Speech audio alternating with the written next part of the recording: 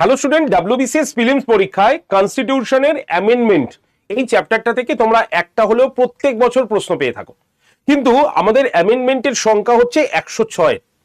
তো এতগুলোর মধ্যে কোনগুলো ভালো করে পড়ে গেলে পরীক্ষায় তুমি কোশ্চেন কমন পাবেই, সেরকমই আজকে কিন্তু গোটা 11টা অ্যামেন্ডমেন্ট তোমাদের সামনে নিয়ে এসেছি।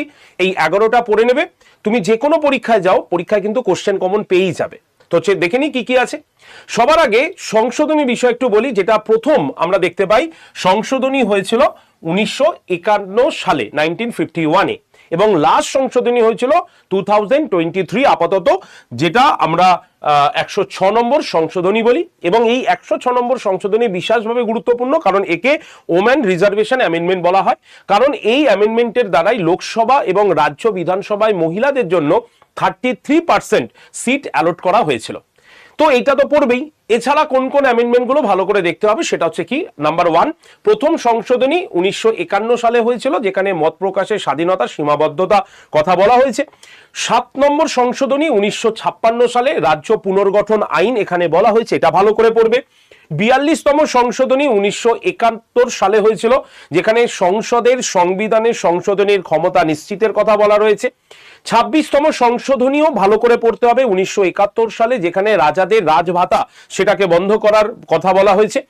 42তম সংশোধনী তো খুব ইম্পর্টেন্ট, যাকে মিনি কনস্টিটিউশন বলি আমরা, যেটি 1976 সালে এইটি হয়েছিল। এখানে এই সংশোধনীর দ্বারা আমাদের প্রস্তাবনায় সোশ্যালিস্ট ইন্টিগ্রিটি সেকুলার এইটি কিন্তু যুক্ত হয়েছিল, তাই এটা সব থেকে ইম্পর্টেন্ট একটি সংশোধনী। এছাড়া তোমাকে দেখতে হবে 44তম সংশোধনী 1978-এ হয়েছিল, যেখানে কি হয়েছিল, সম্পত্তির অধিকার মৌলিক অধিকার থেকে বাদ চলে যায়। 52তম সংশোধনী 1945-এ হয়েছিল, যেখানে আমরা দল ত্যাগ বিরোধী আইন দেখতে পাই।